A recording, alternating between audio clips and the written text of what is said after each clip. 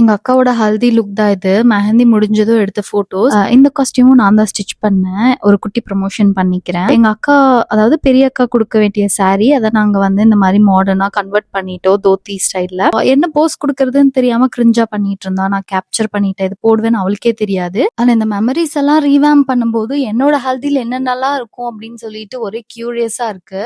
But எங்களோடது inter religion மேரேஜ்னால எங்களுக்கு நெறைய rituals இருக்காது. மேபி 1, 2 இருக்கும். பட் மத்தது எல்லாமே ஃபன்னா தான் கொண்டு போணும்னு நான் ஆசைப்படுறேன். அண்ட் என்னோட ஹல்தி அண்ட் மெஹந்தி லுக் எல்லாமே நான் இனிமே தான் பிளான் பண்ணணும். பிகாஸ் என்னோட அவுட்ஃபிட்ட பேஸ் பண்ணி தான் நான் எல்லாமே போணும்னு இருக்கேன். ஸோ என்னோட அவுட்ஃபிட் இன்னும் நாங்க ரெடி பண்ணிட்டு இருக்கோம். We are working on it. So அத பேஸ் பண்ணி தான் எல்லாமே பண்ணணும். உங்களுக்கு ஏதாவது குட்டி குட்டி சஜஷன்ஸ் இருந்துச்சுன்னா எனக்கு கமெண்ட்ல போடுங்க. நான் எல்லாமே பார்க்குறேன்.